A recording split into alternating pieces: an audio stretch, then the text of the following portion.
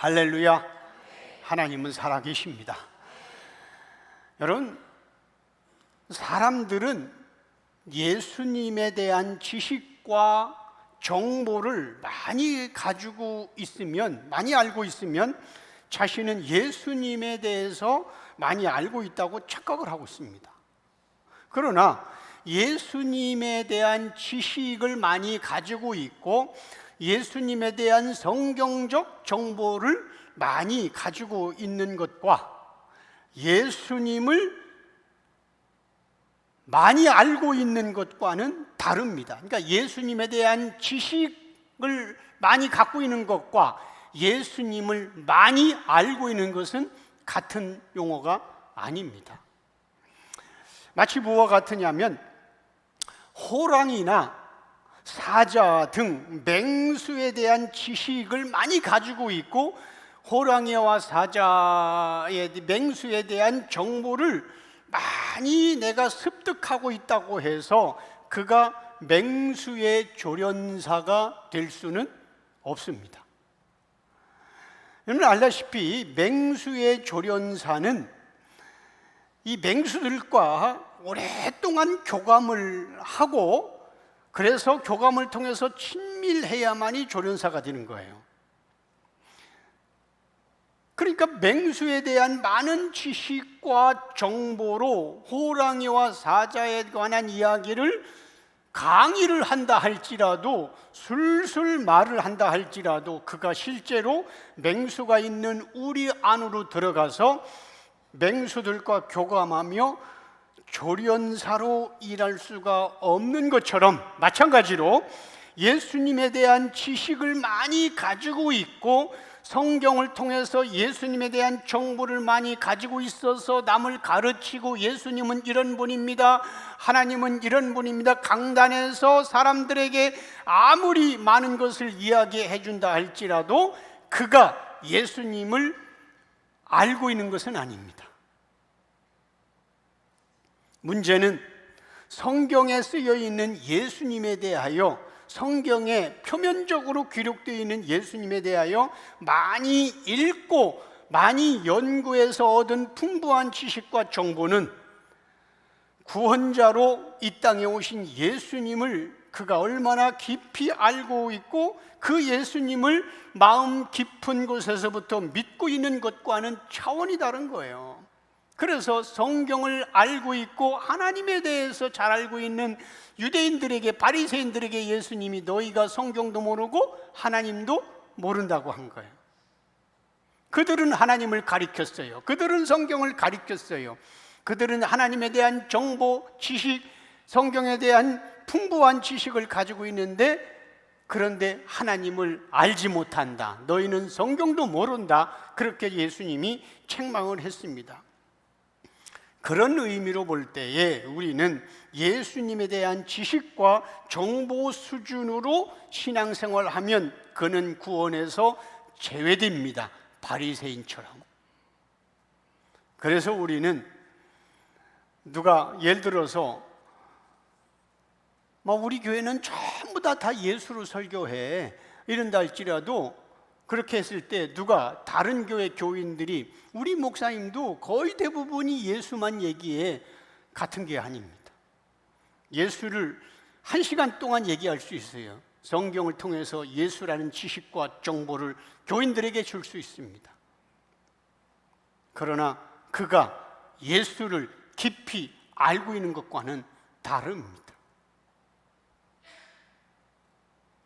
그래서 이 설교를 다른 목사님에게 원고를 통째로 넘긴다 할지라도 지식 전달은 되지만은 예수에 대한 고백적 전달은 나올 수가 없는 겁니다. 이걸 모르니까 사람들이 표면으로만 그렇게 예수를 이야기하고 예수를 외치고 우리 교회도 예수를 얘기한다 그러는데 그렇지가 않습니다. 그러면 예수님이 틀렸게? 너희는 성경도 모르고 너희는 하나님도 모른다고 왜 그랬어? 그들은 성경을 가리키는 사람이고 하나님을 가리키는 사람인데.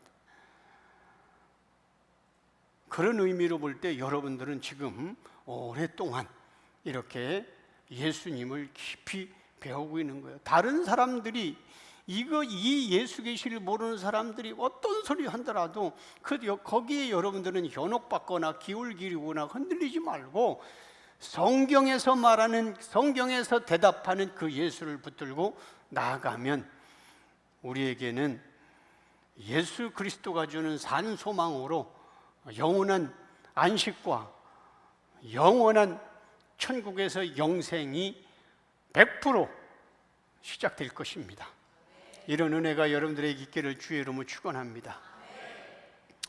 자, 이제 욥기 11장을 살펴보는데 1절에서 3절까지 한 목소리를 같이 읽습니다. 나아마 사람 소발이 대답하여 이르되 말이 많으니 어찌 대답이 없으랴.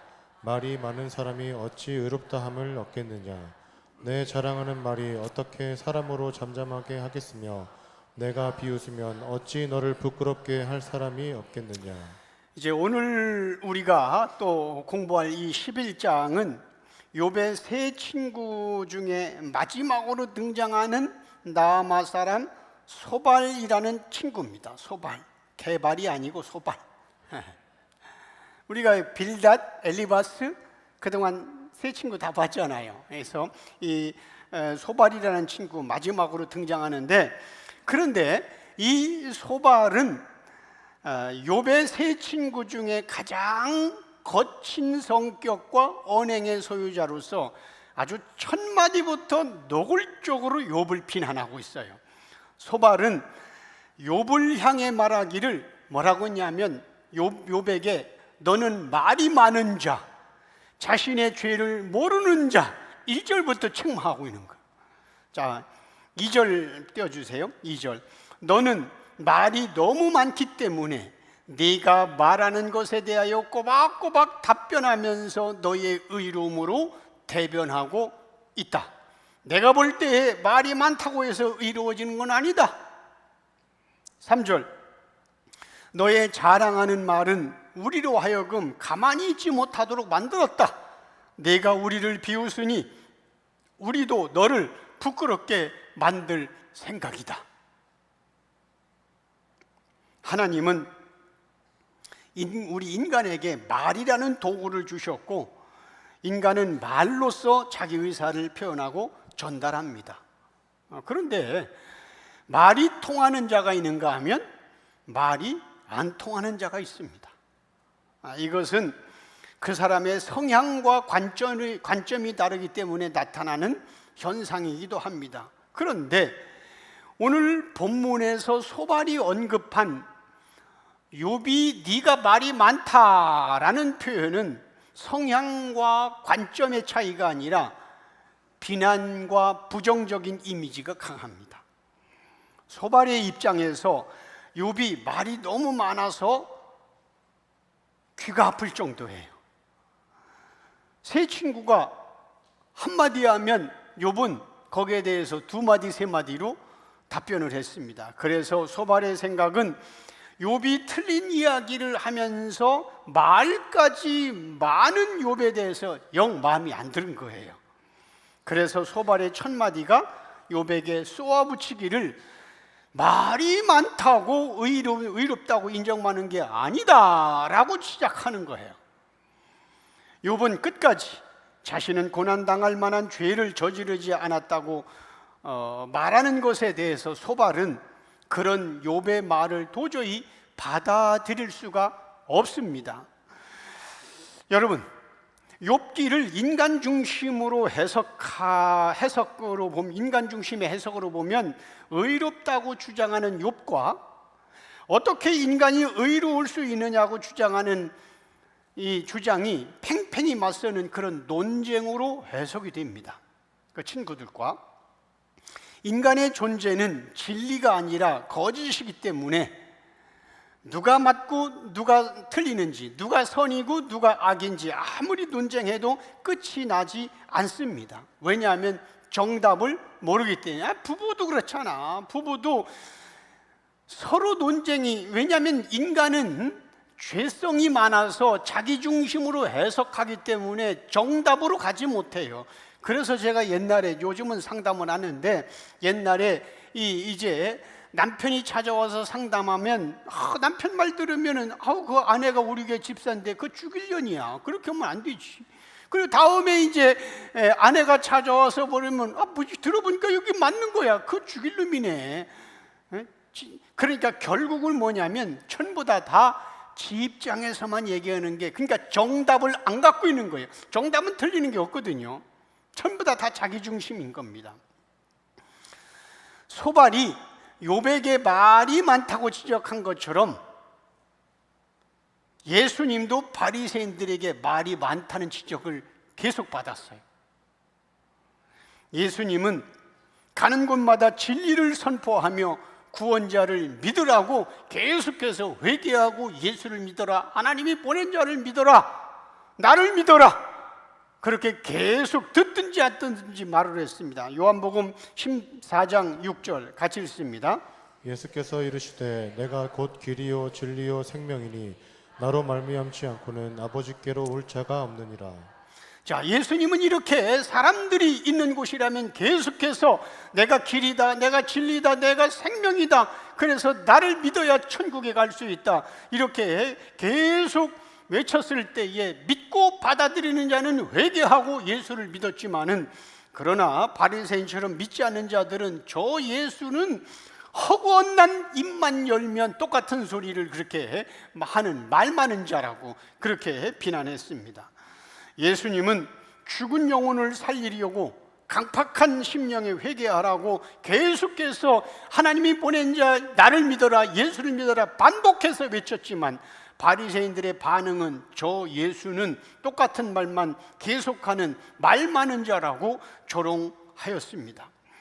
예수님은 이렇게 다수에게 둘러싸여서 거짓말하는 자, 신성 모독하는 자라고 비판을 받았습니다. 요한복음 10장 33절 같이 읽습니다.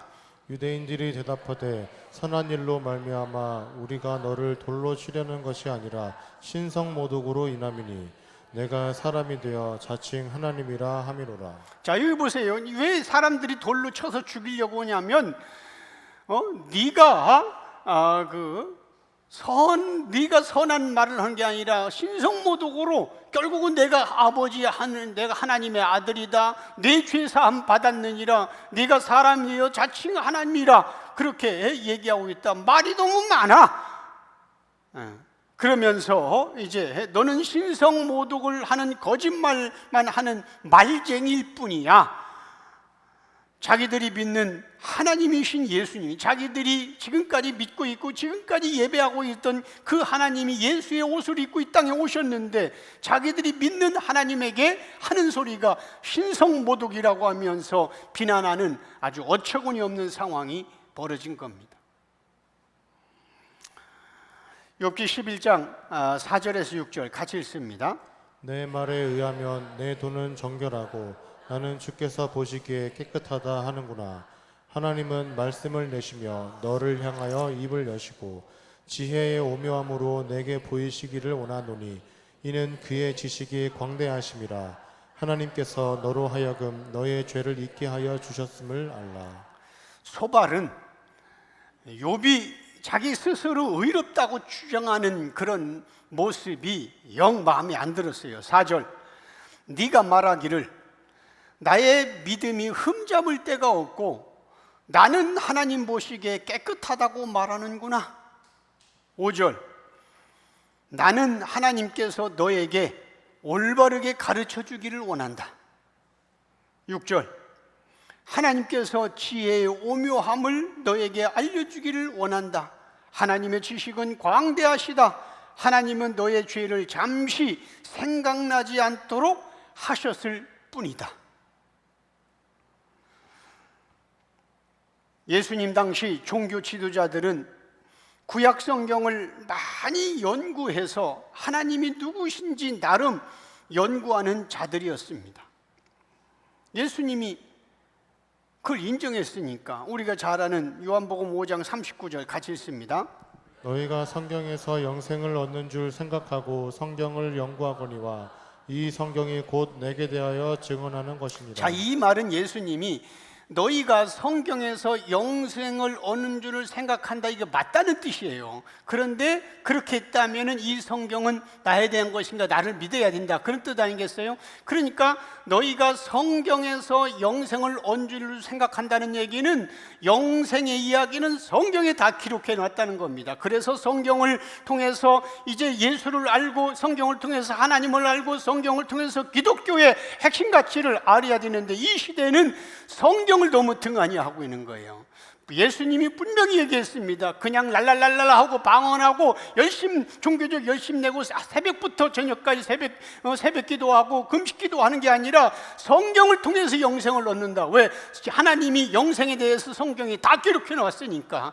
그러니까 맞다, 너희는 성경에서 영생을 얻는 줄 생각하고 있다, 그거 맞다고 인정하는 겁니다. 그런데 이 시대는 너무 성경의 문외한인 겁니다. 성경을 너무 모르는 겁니다. 이 시대에 목회자들도 성경에 대해서 모르는 거예요. 그리고서 자기 종교적 열심을 가지고 교인들을 가리키고 자기 스스로 의로움에 뿌듯해하고 있고, 이게 잘못된 거예요. 지금 우리는 철저하게 성경 중심으로 가잖아요. 예수님이 얘기했잖아요. 성경에서 영생을 얻는 줄 생각하고 너희들이 성경을 연구한다, 그렇잖아요.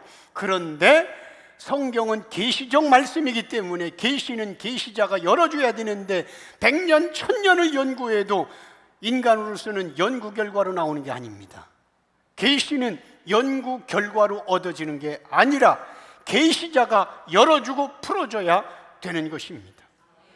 그래서 자기 이 세상 연구를 했는데, 성경을 통해서 연구했는데, 자기들이 믿는 하나님이 예수님으로 이 땅에 오셨는데 그 하나님을 때려 죽인 겁니다. 백날 연구해도 소용없는 겁니다. 백날 연구해도, 성경을 아무리 연구했어도 예수님을 대적하는 자가 되는 거예요.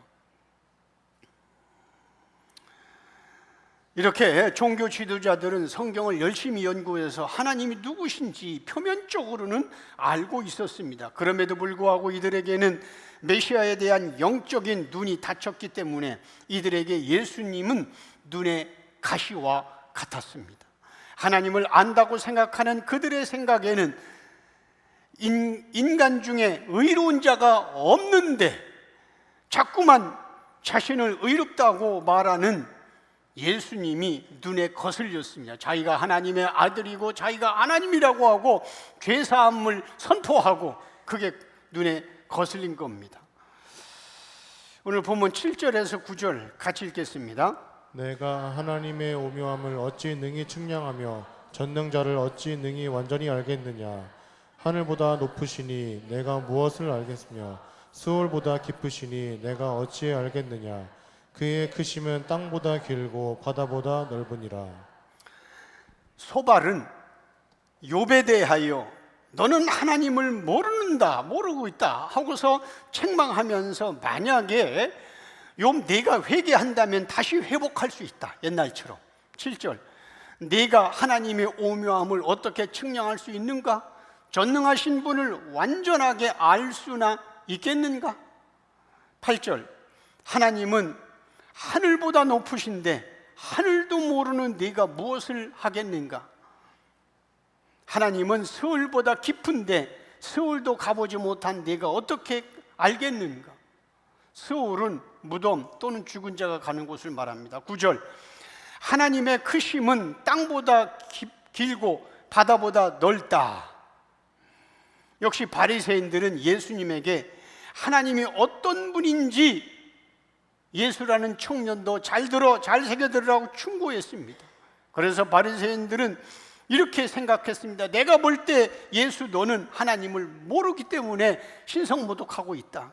지금부터 우리가 하나님에 대해서 설명해 줄 테니 잘 들어보아라. 예수, 네가 하나님을 안다면 너는 계속해서 자기 자신을 의롭다고 말할 수 없다. 이렇게 예수님에게 짓거린 겁니다. 우리는 소발이라는 바리새인을 통해서 피조물의 교만하고 건방진 소리를 들으시는 예수님의 그 괴로움을 충분히 이해할 수가 있습니다. 오늘 본문 10절에서 12절 같이 읽습니다. 하나님이 두루 다니시며 사람을 잡아 가두시고 재판을 여시면 누가 능히 막을 소냐.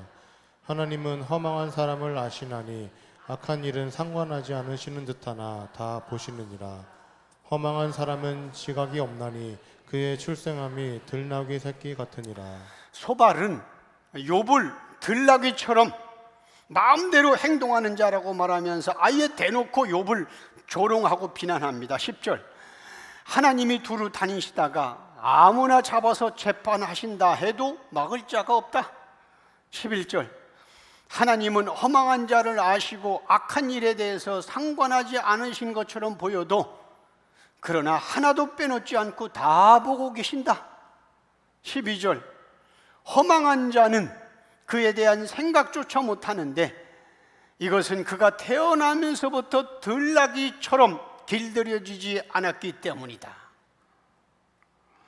소발은 왜 욥을 향하여 들나귀에 대하여 말하고 있는가? 들나귀, 여러분들 들나귀는 어떤 존재죠? 야생 나귀는 주인이 없기 때문에 마음대로 이동하고 행동하는 게 야생 들나귀입니다. 소발은 욥에 대하여 하나님이 누군지 모르기 때문에 지금 지가 하고 싶은 대로 짓거리고 떠든다고 생각한 겁니다. 들나귀처럼. 그런데 당시 종교 지도자들에게는 예수님의 말과 행동 자체가 거짓과 위선으로 가득 차 있는 허망한 자라고 끊임없이 비난을 했습니다. 하나님은 지금 그들이 뭐라고 비난했냐면, 바리새인들은 하나님은 지금 너에 대한 모든 것을 다 보고 계시니 더 이상 예수 너는 허망한 말을 그치고 자신의 죄를 인정하라고 요 바리새인들은 윽박질렀습니다. 그래서 죄인의 친구라고 하고 바알세불 귀신 들렸다고 얘기하고 돌로 쳐 죽이려고 하고 그랬잖아요. 오늘 본문 13절에서 16절 같이 읽습니다. 만일 내가 마음을 바로 정하고 주를 향하여 손을 들 때에 내 손에 죄악이 있거든 멀리 버리라. 불의가 내 장막에 있지 못하게 하라. 그리하면 내가 반드시 흠없는 얼굴을 들게 되고 굳게 서서 두려움이 없으리니 곧 내 환난을 잊을 것이라. 내가 기억할지라도 물리 흘러감 같을 것이며. 소발은 욥이 계속 말대꾸 하는 것에 대해서 기분 나빴습니다. 13절, 너는 지금이라도 마음을 바로 정하고 하나님을 향하여 회개의 손을 들어야 한다. 14절, 너의 손에 있는 죄악을 빨리 던져버려라. 멀리. 불의가 너희 집에 있지 못하게 하라. 15절, 만약 그렇게 내 죄를 인정하고 회개하면 너는 다시 흠없는 얼굴을 하나님께 들 수가 있고 더 이상 두려움도 없어지고 지금의 아픔과 고생도 모두 잊을 수가 있다. 소발이 욥에게 지금 하는 겁니다. 16절, 만약 그렇게 한다면 내가 아무리 기억하려고 해도 물이 흐르듯이 내 환난은 자연스럽게 잃어버리게 된다. 마찬가지로 예수님은 종교 지도자들을 책망할 때에 뭐라고 책망했냐면, 너희는 하나님도 모르는 자다. 예수님이 이제 종교 지도자들에게 했어요. 하나님도 모른다. 그 종교 지도자들은 또 예수님에게서 너는 하나님을 모른다. 서로 그런 거야. 항상 기독교 2000년 역사 가운데에 늘 그래왔어요. 진리로 가는 자와 진리에서 벗어난 자는 서로 하나님을 모른다. 서로 예수를 모른다. 서로 자기가 잘났다고 떠들지만 최종 판결은 하나님만이 하시는 거예요. 그래서 예수님께서도 당시 종교 지도자를 향하여 너희는 하나님을 모르기 때문에 하나님이 나를 비난하고 있다, 그렇게 얘기하는 거예요. 마태복음 22장 29절 같이 읽습니다.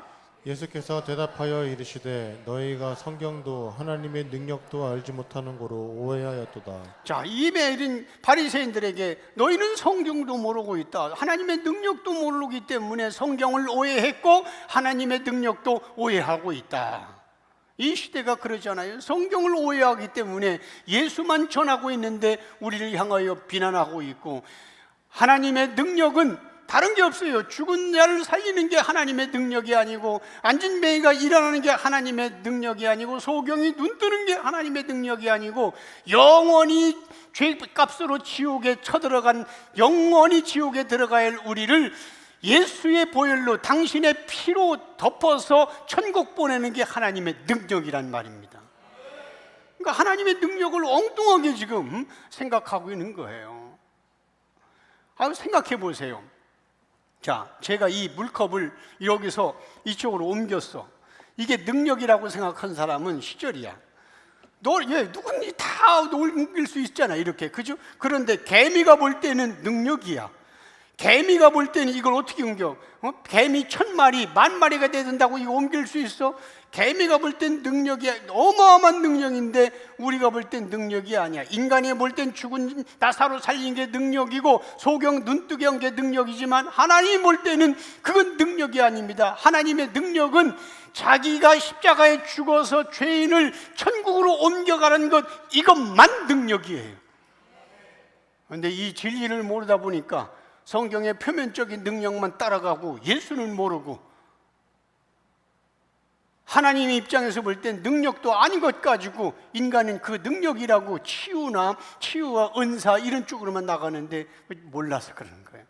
하나님의 능력은 자신이 이 땅에 내려와서 십자가에 주어서 물과 피를 흘리고 지옥에서 천국으로 옮겨지는 것, 이것만 능력이고, 나머지의 모든 표면적 능력은 이거를 효과적으로 설명하기 위하여 나타나는 기적일 뿐입니다. 그래서 표적이라고 얘기한 거예요. 기적은 인간이 할 수 없는 걸 나타나는 게 기적이고, 표적은 인간이 할 수 없는 나타난 그 기적 뒤에 뭐가 숨어 있는 사인, 이걸 표적이라고 얘기하는 겁니다. 그래서 예수님께서 내가 너희에게 보일 표적은 요나의 표적밖에 보일 게 없다, 그렇게 말씀을 하셨습니다.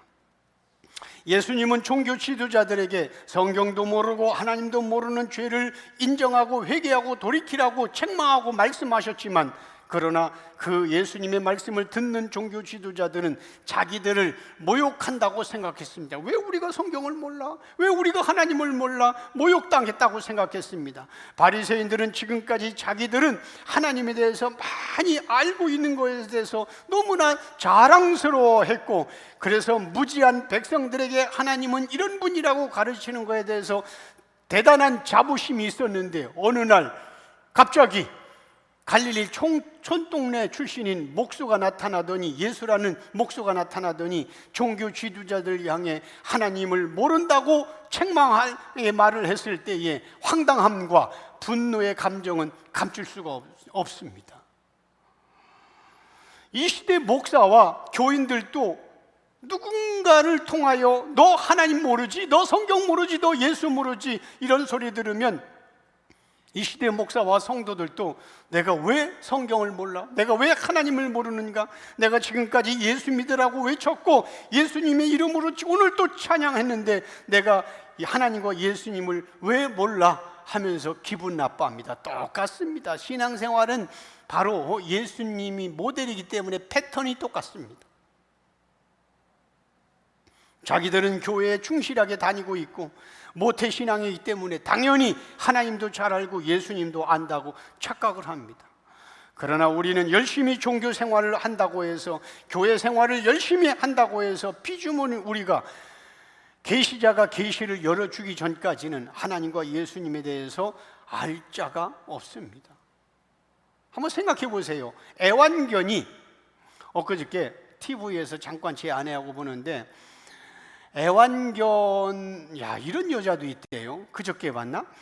애완견이 이게 불독처럼 이렇게 조그만데 이 막 무시각하게 생긴 불독처럼 있잖아요. 그 애완견을 먹이는데 이 젊은 부부예요. 남자도 뚱뚱하고 여자도 뚱뚱하던데 젊은 부부인데 이 애완견하고 뭐 키스하고 하다가 이 코를 물어가지고, 그리고 10번째 물렸대. 입들도 막 이렇게 막 부르고. 그럼에도 불구하고 나가서는 애완견이 물었다고 하면 애완견을 욕할까봐 그냥 넘어져서 다쳤다고 그렇게 표현을 하고 있다고 그래요. 그러니까 남편은 개는 인간이 아니고 짐승이다 이렇게 얘기하니까 나는 여자가 하는 말이가 나는 당신이 계속 그러면은 걔하고는 살지언정 당신하고 이혼하겠다. 와, 완전히 개대. 그잖아요. 어떻게 그 말 아무리 사랑한다 할지라도 거기 TV에서 나오더라니까. 그래서 제 아내하고 야 저거 개과네. 남편한테 그래요. 나는 그러니까 개가 10번 물어서 덜덜덜덜 하는데도 남들한테는 개가 물었다. 왜? 개가 요거도 몰까 봐. 와, 그런 사람도 있더라고 세상에. 자, 그러면 내가 하려고 하는 얘기는 애완견이 주인이 너무 자기를 아까처럼 그렇게 잘해줘가지고 너무 잘해서 얼마나 주인이 이뻐하고 잘해줬으면 남편하고 헤어질지언정 그거 대놓고 얘기하더라니까.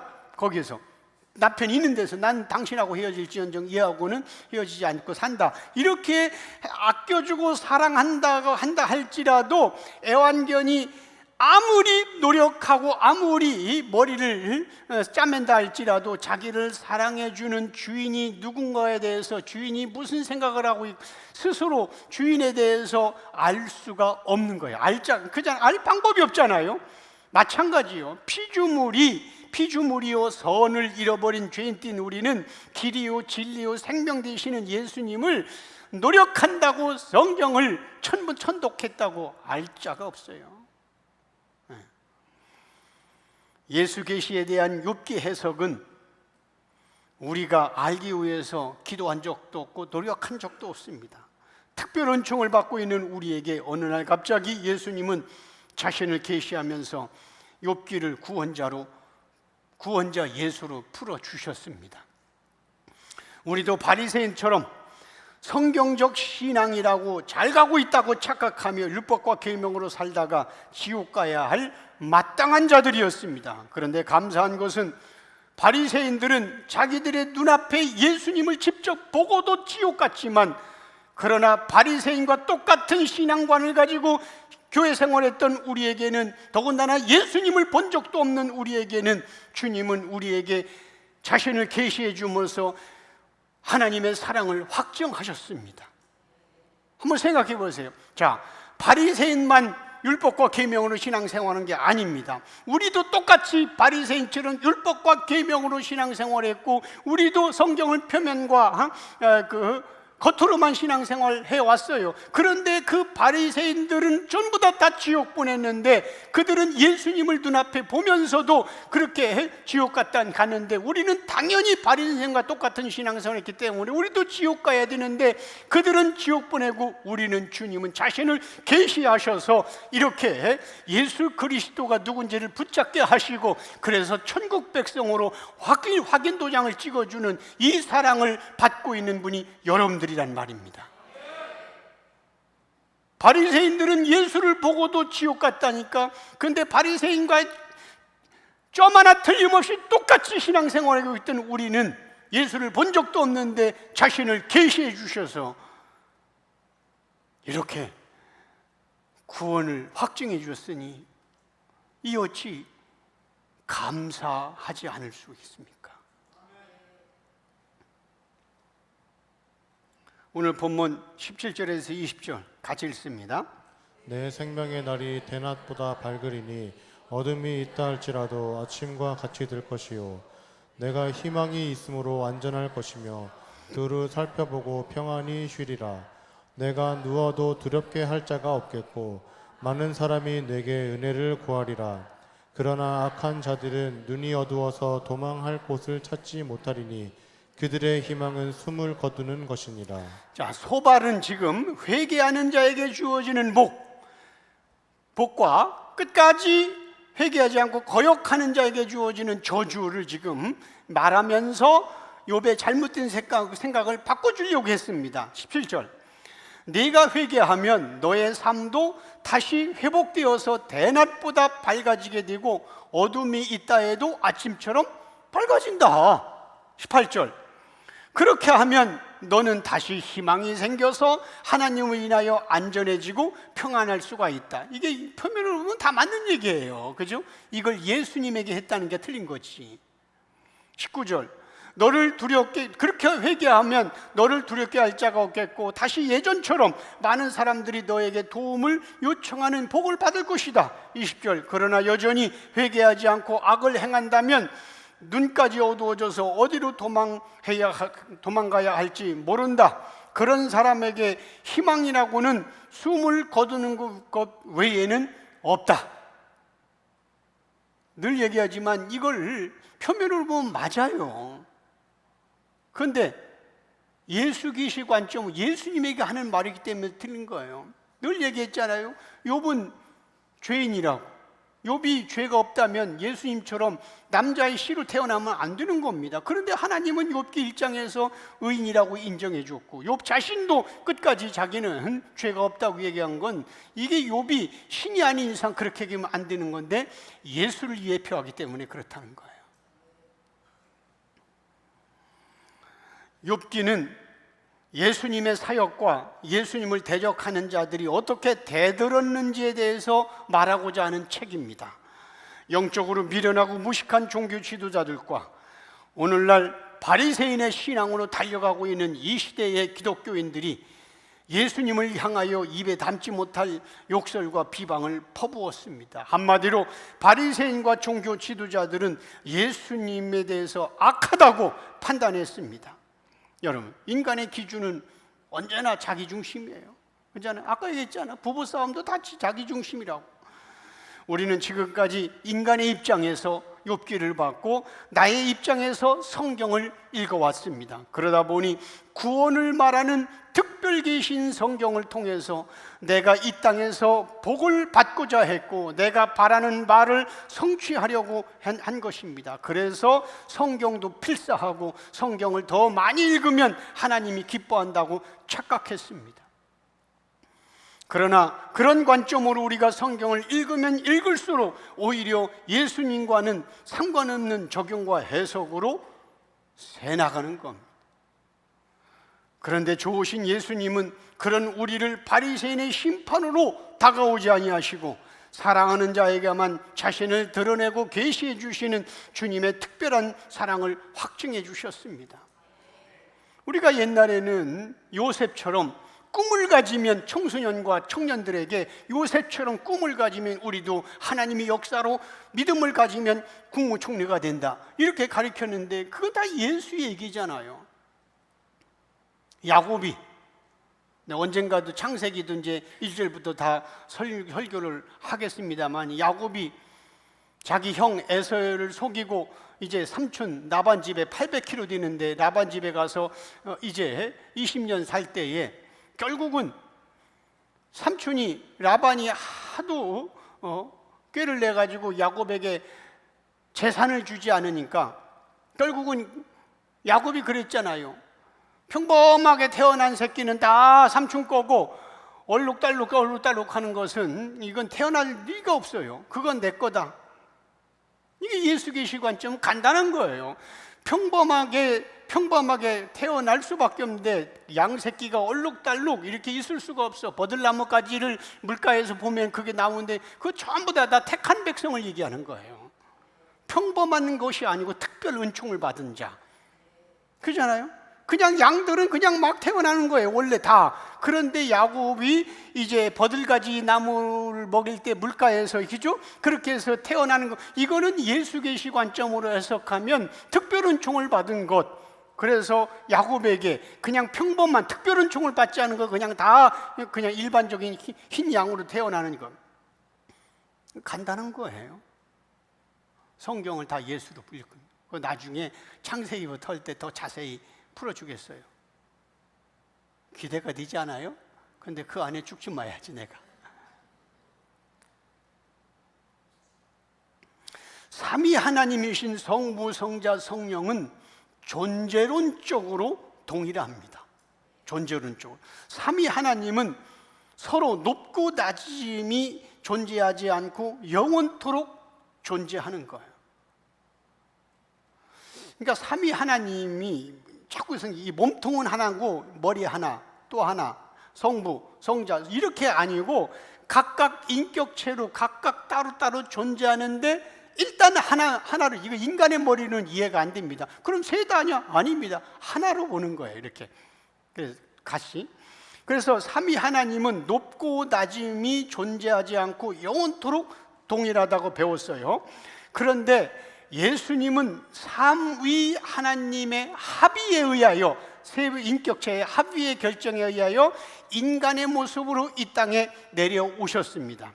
이 땅에 오신 예수님은 영원부터 영원까지 존재하는 분이지만, 그러나 죄인을 살리려고 하는 구원 사역을 감당하는 역할에 있어서는 하나님의 아들이라는 이름을 가지고 이 땅에 오신 겁니다. 예수님은 첫째 아담의 죄 문제를 해결하기 위해서 둘째 아담인 마지막 아담으로 이 땅에 오셨습니다. 구원자로 이 땅에 오신 예수님 안에는 신성과 인성이 동시에 존재합니다. 여러분들, 첫째 아담이, 창세기에 난 첫째 아담이 아기에서 태어난 게 아니고 바로 30세, 20대 후반에 30세라고 칩시다.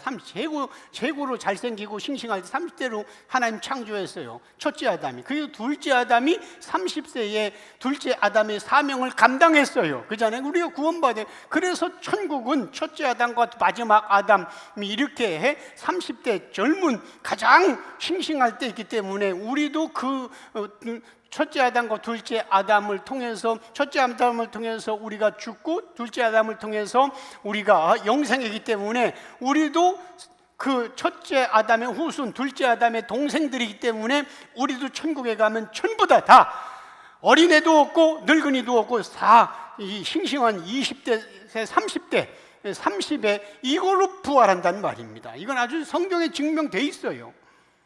그러니까 늙는 거 너무 그렇게 아쉬워하지 마세요. 거기 가면 정말 너무나 멋지고 다 오감을 느끼고 그렇게 되는 거예요.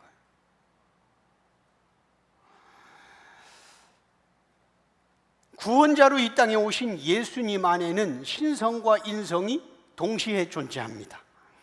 따라서 이 땅에 오신 예수님은 존재론적으로는 하나님이에요. 다시 합니다. 신성과 인성을 동시에 가지고 이 땅에 오신 예수님은 존재론적으로는 하나님입니다. 그래서 부활하신 예수님께 도마가 나의 주, 나의 하나님이라고 한 거예요. 동시에 사역론적으로는 하나님의 아들이면서 하나님 아버지를 섬기고 예배하는 위치에 있습니다. 이걸 헷갈리면 안 되는 거예요. 다시, 예수님이 이 땅에 오실 때 신성과 인성을 동시에 갖고 있었어요. 원래 삼위 하나님은 인성은 없어요. 신성만 존재론적이 있는데, 구원 프로젝트 때문에 이 땅에 오실 때 존재론적으로는 여전히 하나님이시면서, 이제 사역론적으로는 이 땅에 33년 또 사역론적으로는 하나님 아버지를 섬겨야 하고 순종해야 되고 예배하는 위치에 있습니다. 예수님께서는 3년간의 속죄 시기에는 하나님의 위치로서 사역하지 않으시고 인간의 표현인 인자라고만 계속 사역하셨어요. 그래서 인자가 그렇잖아요. 인자라는 표현이 있어요. 인자. 물론 죽은 자 살리고 하는 것은 신적인 신성이 나타난 거지만, 그거는 사역을 위해서 필요한 거고, 거의 대부분 하나님의 위치로 사역하지 않았어요. 인자. 그래서 성경에 보면은 인자 이런 표현이 많이 나옵니다. 인간, 인성을 얘기하는 거예요. 인자가 Son of Man, Son of God. 하나님과 그 전에 인간. 그러니까 예수님의 신성은 하나님과 동등하지만 사역론적으로는 마지막 아담으로 인간을 대표하러 온 거예요. 인간으로 오신 예수님은 첫사람 아담이 이루지 못한 일을 전부 성취하고 죽으십니다. 자, 그렇다면 하나님이신 예수님이, 존재론적으로는 하나님이신 예수님이 왜 굳이 인간의 대표로 이 땅에 오셔야 하는가? 우리가 잘 아는 대로 이 땅에 죄가 시작된 것은 인간을 대표하는 아담이 선악과를 먹어서 죄가 들어왔어요. 하나님은 인간을 창조할 때에 한꺼번에 수백 명 창조하지 않았고, 한꺼번에 수천 명 창조하지 않았고, 한꺼번에 수만 명을 창조하지 않습니다. 하나님은 하실 수 있습니다. 그런데 하나님은 한꺼번에 인간을 창조하지 않고 아담이라는 한 사람을 대표적으로 창조하셨습니다. 이것도 두 번째 아담을 예측하고 창조하신 거예요. 그러므로 아담이 인간의 대표이고 아담은 모든 인류의 조상이 되는 겁니다. 로마서 5장 17절 같이 읽습니다. 한 사람의 범죄로 말미암아 사망이 그 한 사람을 통하여 왕노릇하였은즉 더욱 은혜와 의의 선물을 넘치게 받는 자들은 한 분 예수 그리스도를 통하여 생명 안에서 왕노릇하리로다. 자, 여기 보면 한 사람은 아담을 말하는 거예요. 하나님이 처음에 창조한 아담 한 사람의 범죄로 말미암아 죽음이, 영원한 지옥입니다. 지옥이 그 한 사람을 통하여 왕노릇했다. 왕노릇했으니까 다음에 태어난 건 전부 다 그 종이 되는 거예요. 죽음의 종, 사망의 종이 되는 거예요. 그래서 하나님은 일부러 한 사람, 첫사람 아담을 한 거고, 그 다음에 마지막 아담, 둘째 한 분 예수, 한 사람, 한 분 예수 그리스도를 통하여 생명이 또 왕노릇하니까 그 예수에게 붙어 있으면 다 영생하는 거예요. 그죠? 누구에게 붙어 있느냐, 그렇게 얘기하는 거예요. 자, 잘 기억하세요. 하나님은 인간을 창조할 때에 죽음이 있는 유한한 인간을 창조하지 않았습니다. 선악과를 안 먹었으면 죽음이 없었어요. 전능한 자가 자기를 닮기 때문에 죽음이 없는 존재를 창조했어요.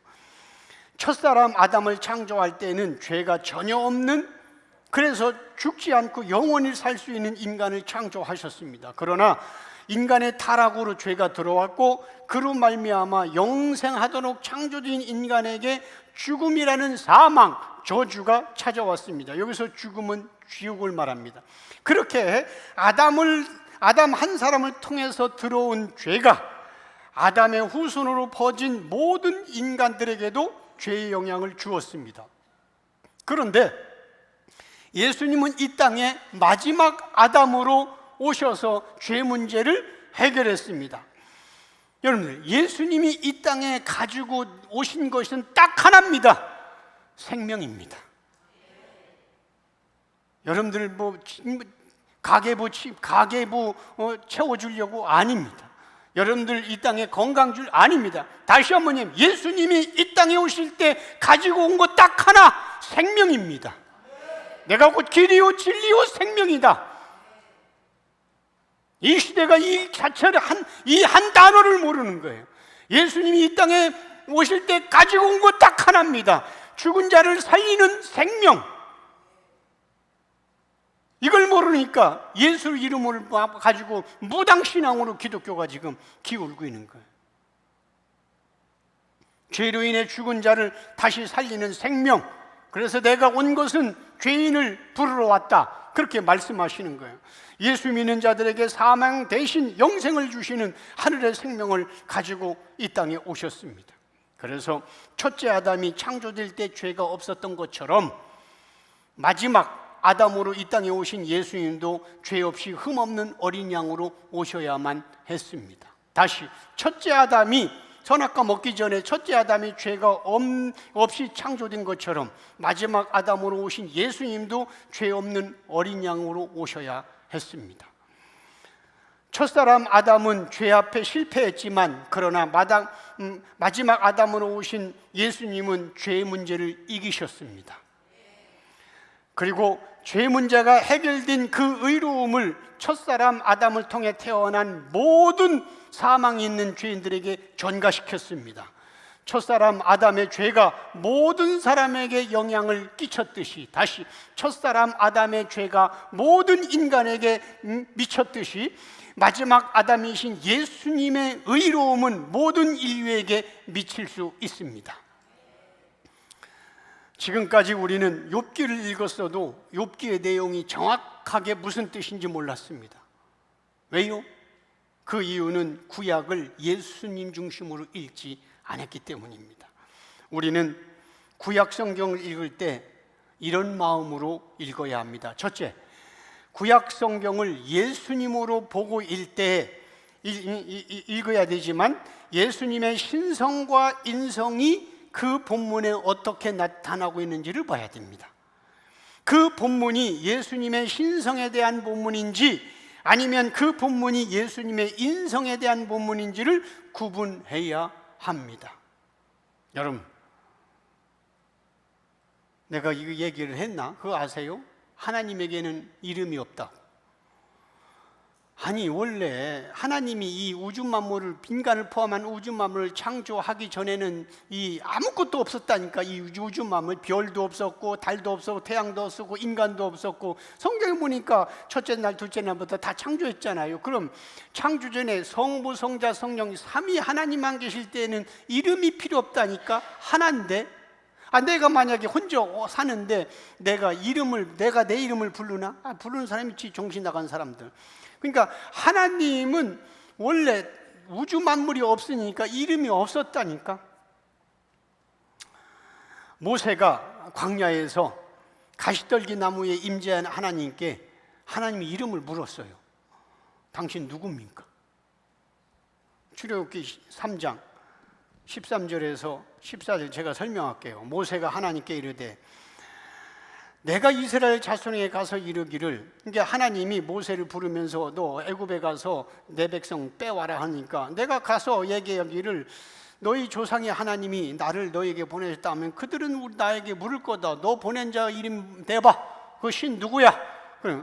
그들이 내게 묻기를 그 이름, 너 보낸 자 이름이 누구냐 하리니 내가 그럼 뭐라고 말합니까? 그럼 알려주세요. 그렇게 얘기한 거예요. 그죠?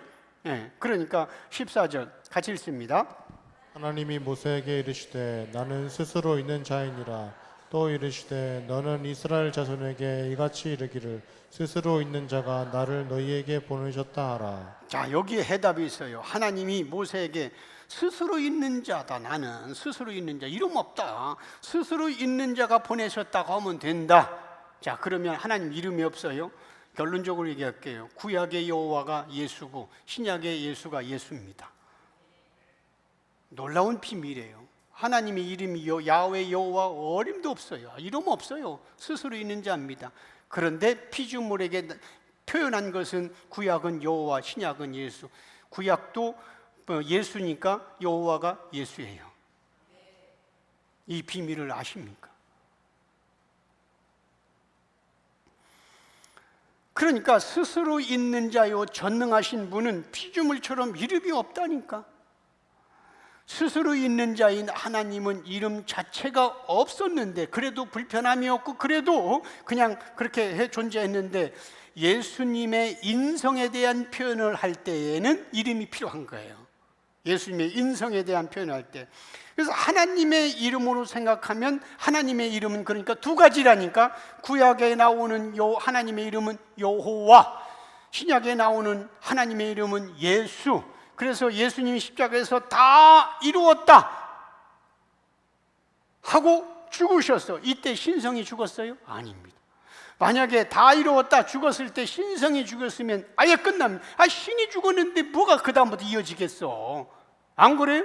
신이 죽었는데. 그러니까 다 이루었다고 죽으신, 영혼이 떠나 죽은 것은 인성입니다.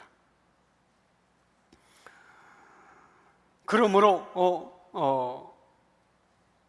인성으로 오신 예수님은 십자가에 의해서 우리의 죄를 대신 지고 죽었지만 죄가 없는 인성이기 때문에 다시 살아날 수밖에 없는 거예요. 예수님이 죄값으로 죽은 것은 우리 죄를 전가받은 죄값이지, 죄가 없는 예수님에게는 죽음이 있으면 안 됩니다. 죽음은 죄값으로 찾아온 거기 때문에. 그래서 우리의 죄값으로 죽으셨지만 그 죽음이 본인의 죄값이 아니기 때문에 다시 살아난 거예요. 예수님의 인성도 이제는 죄값을 치른 후에 부활한 몸이기 때문에 더 이상 고난 당할 필요가 없는 신령한 육체로 부활한 겁니다. 그래서 도마라는 제자가 부활하신 예수님 보고 나의 주, 나의 하나님이라고 표현하는 겁니다. 그래서 신약 성경에는 더 이상 여호와라는 하나님 이름이 안 나오는 이유가 그래서 그래요. 그렇다면은 신약에도 나왔어야지. 왜냐하면 구약의 여호와 하나님이 곧 예수님이니까. 이 진리를 이 시대가 아냐고.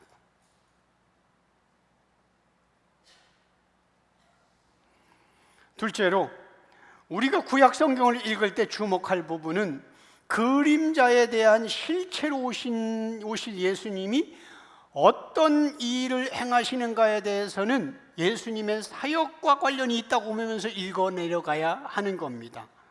다시 말하면 창세기에서 예수님에 대한 캐릭터가 무엇인가, 출애굽기에서 예수님의 캐릭터가 무엇인가, 욥기에서 예수님에 대한 캐릭터가 무엇인가 등등 예수님의 사역과 관련이 깊은 겁니다.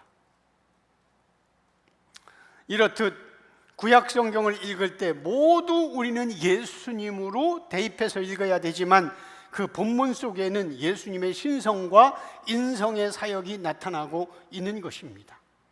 물론 누구나 다 알수록 친절하게 예수님을 지칭하는 표현들이 구약 곳곳에 있어요. 그렇잖아요? 이게 그 일반 교계에서도 아는 것. 예를 들어서 이사야 53장이라든가 사도 바울이 고린도 전서 10장에서 해석해 준 대로 홍해바다는 바로 세례다, 뭐 이런 것들 다 나왔어. 그러나 대부분의 본문 속에는 예수님이라는 직접적인 표현이 감춰져 있고 캐릭터로만 나타나 있어요. 캐릭터로만. 왜냐하면 그 이유는 성경은 구원을 택한 백성들에게만 허용되는 구원을 다루는 책으로 일반 계시가 아니라 특별 계시이기 때문에 그래요. 일반 계시는 인간이 노력하고 애쓰면 알 수 있는 게 일반 계시예요. 그리고 구원과는 상관이 없는 거. 근데 특별 계시는 구원과 직결된 것, 성경과 예수 그리스도만 특별 계시예요. 삼위 하나님 중에 성부 하나님과 성령 하나님은 신성으로만 존재하기 때문에 피조물의 눈에 포착되지 않습니다. 원래 성부, 성자, 성령이 삼위일체 하나님이 신성으로만 존재했는데 이제 인간의 구원 사역을 위해서 한 분이 이 땅에 내려오셨는데 인성을 가지고 그분이 성자 예수님이시란 말입니다. 이격이신 성자 하나님이신 예수님에게는 인성이 있기 때문에 우리의 눈에 보이도록 나타나셨는데 그것이 바로 성육신하고 이 땅에 오신 인카네이션 한 예수 그리스도란 말입니다. 그래서 우리가 천국에 가서도 영적으로 계신 하나님 아버지는 볼 수 없지만 그러나 천국에서 볼 수 있는 유일한 하나님은 예수님이십니다. 왜냐하면 천국에도 육체를 가지고 있기 때문에, 물론 그 육체는 지금과의 육체가 아니고 신령한 육체입니다. 그래도 영은 아니에요. 영과 육체입니다. 신령한 육체.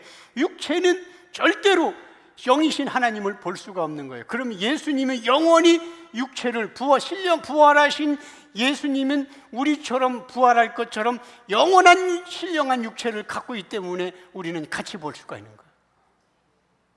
하나님은 볼 수 없어요. 자, 그러면 생각해 보세요. 성부, 성자, 성령 하나님만 존재해도 행복하고 했는데 스스로가 영원한 육체로, 신령한 육체로 내려오신 예수 그리스도 생각해 보면 얼마나 감격해요. 안 내려와도 되는데 나를 구원하기 위해서 신이 그 영원한 육체로 그냥 이렇게 한다는 게 왜? 우리 신부 삼아서 영생하려고. 이거 생각만 하면 눈물 나오지 않아? 신이 왜 그렇게 해야 되냐고. 그런데 뭐가 그렇게 불만이 많고 뭐가 그렇게 이 땅에서 힘듭니까? 이 예수를 모르니까, 이 예수를 깊이 잡지 못하니까 우리는 이 땅의 것에 잠시 있다 없을 거에 대해서 질질 짜고 앉아있고 신앙까지 흔들리고 있는 거예요. 그래서 이 예수 계시로 예수를 믿는 게 얼마나 소중한지 모르는 거예요.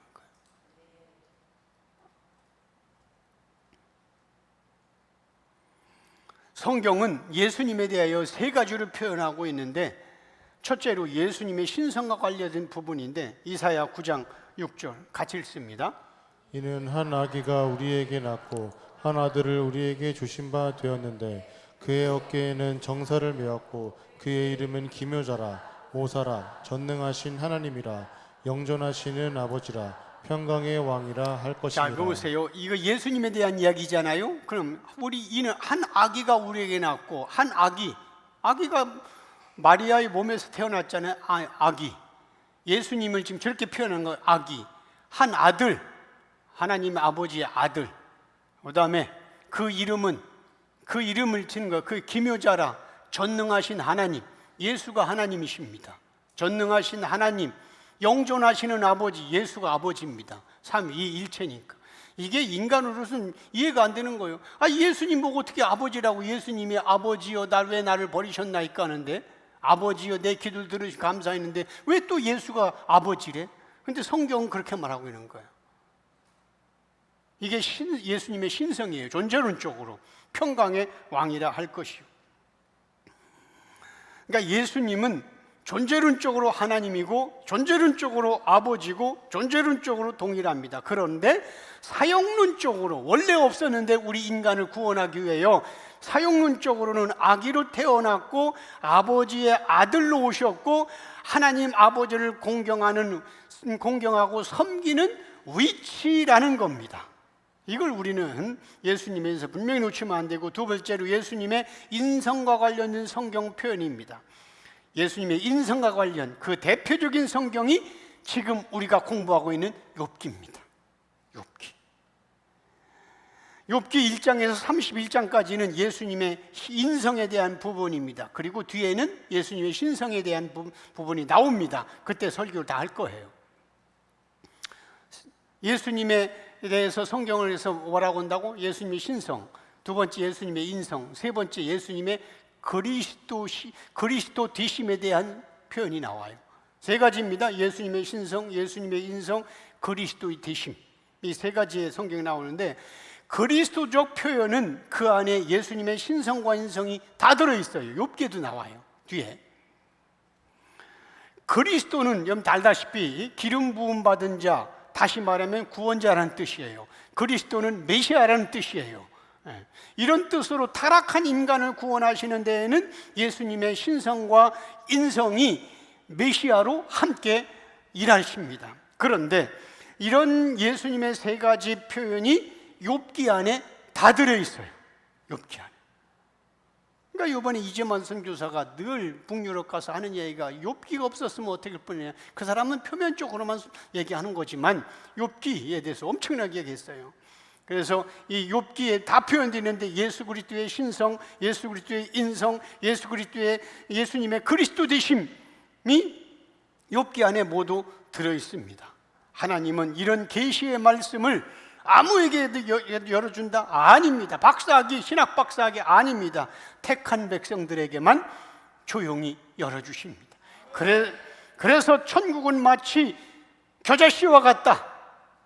작게 시작한다는 거예요. 사람들은 뭐라고 하냐면, 그게 하나님의 뜻이라면 왜 조용히 나사렛에 다 알려주지? 예수 계시가 그게 하나님 뜻이라면 왜 몇 개 교회만, 작은 교회만 해 다 알려주지? 이건 그건 일반적인 개념. 하나님은 좁은 문, 하나님은 낙타가 바늘구멍으로 들어간 것보다 더 어려운 그 길, 하나님 나라는 겨자씨와 같다. 이 비밀도 모르는 거예요, 천국은.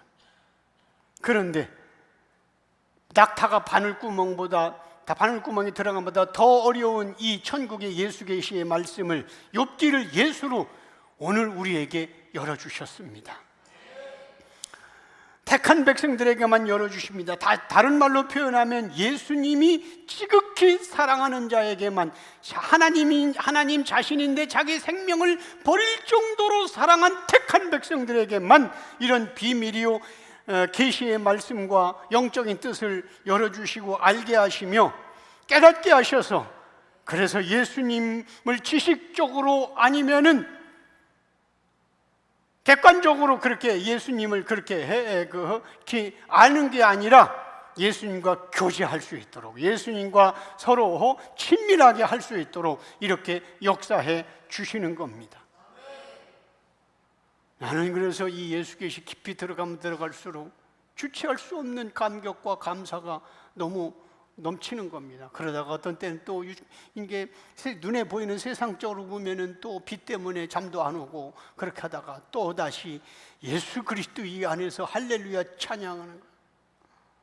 여러분, 화장실에 가면, 여자 화장실은 가본 적이 없기 때문에 모르는, 남자 화장실 딱 소변 보고 있으면 세상을 크게 보면 하나님이 작게 보이고, 그거 여자도 없으면 좀 갖다 붙여놔, 그잖아요. 상황을 크게 보면 하나님이 작게 보이고, 하나님을 크게 보이고 예수 그리스도의 그 엄청난 은혜를 이렇게 깨닫고 나면은 이 세상 오줌 한번 놓고 읽고 나올 때 할렐루야 찬양을 부를 수가 있는 거예요. 미련하고 죄 많은 우리에게 이런 어마어마한 은혜를 부어주시고 깨닫게 해주신 특별 은총을 받도록 역사해 주신 그 예수님께 감사와 찬양과 영광의 박수를 올려드립니다.